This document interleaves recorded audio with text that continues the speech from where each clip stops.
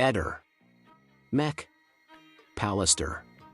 Uomo trovato in una pozza di sangue con un coltello accanto. Cosa non torna e cosa cercare subito.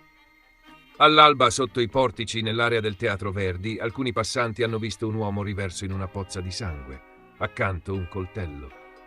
La chiamata ai soccorsi è partita in pochi minuti, ma i sanitari hanno potuto solo constatare il decesso. Dalle prime informazioni raccolte sul posto, l'uomo risultava segnalato come scomparso dal giorno precedente.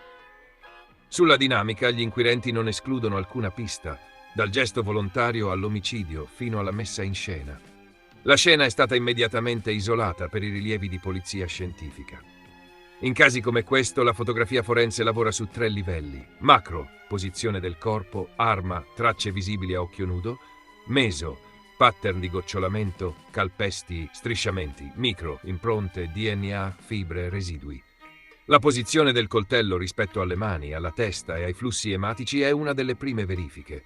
Distanza, orientamento della lama, eventuali impronte latenti e profilo biologico sul manico saranno incrociati con la morfologia delle ferite. Un'arma a scena pulita, con impronte confuse o assenti, non basta da sola a far propendere per l'omicidio, ma impone prudenza. L'analisi dei flussi di sangue dirà molto. In un gesto autolesivo statico ci si attende un pattern di gocciolamento concentrico sotto il corpo e cast-off limitato. In un'aggressione o in una messa in scena si notano spesso interruzioni, impronte di suolo in uscita, colature che saltano le linee di gravità per spostamento del corpo e tracce secondarie su superfici non coerenti col punto di collasso. Anche l'eventuale presenza di tagli superficiali su avambracci e palmi, ferite difensive o, al contrario, di lesioni di prova sarà decisiva. Il tessuto urbano aiuta, la zona è presidiata da più telecamere pubbliche e private. La priorità operativa è agganciare la timeline. Primo step, acquisire i filmati della notte e delle prime ore del mattino lungo gli assi di accesso a piazza e portici, verificando l'ultima comparsa utile della vittima e l'eventuale presenza di terzi in interazione. Secondo step, telefonia. Celle agganciate dal cellulare della vittima nelle 12 ore precedenti, geofence delle antenne prossime al teatro, verifica di chiamate e messaggi, compresi i ping delle app. Terzo step, digital forensic su dispositivi personali, cronologia, app di navigazione, ricerche, promemoria. C'è poi la questione delle ore mancanti. Quando è stato visto vivo l'ultima volta, dove si è mosso nell'arco temporale tra la scomparsa e il ritrovamento, con chi ha interagito. Qui contano scontrini, badge, biglietti del trasporto locale, pagamenti contactless, telecamere di esercizi commerciali attigui. In parallelo si setaccia il perimetro alla ricerca di microtracce. Fibre inconsuete sugli abiti, residui di terriccio o sabbia incompatibili col suolo del portico, frammenti plastici o metallici che possono rimandare a un contenitore dell'arma o a un altro oggetto di scena. L'autopsia non dirà solo come è morto, ma quando e da quale angolo. La stima dell'ora del decesso, il profilo tossicologico, alcol, farmaci, stupefacenti, la profondità e direzione dei tagli, l'eventuale presenza di microlesioni precedenti all'evento, ematomi in risoluzione e scoriazioni faranno da bussola. Importante anche la compatibilità morfologica tra ferite e coltello repertato, lunghezza utile di lama, spessore, eventuali irregolarità del filo, presenza di microbave che possano trasferire particelle. Sul tavolo ci sono 4 scenari logici. Scenario 1. Gesto volontario. Coerente se i flussi ematici sono compatibili con un collasso in loco, se il coltello restituisce solo profili della vittima, se non emergono segni di colluttazione e se la timeline mostra un arrivo in solitaria.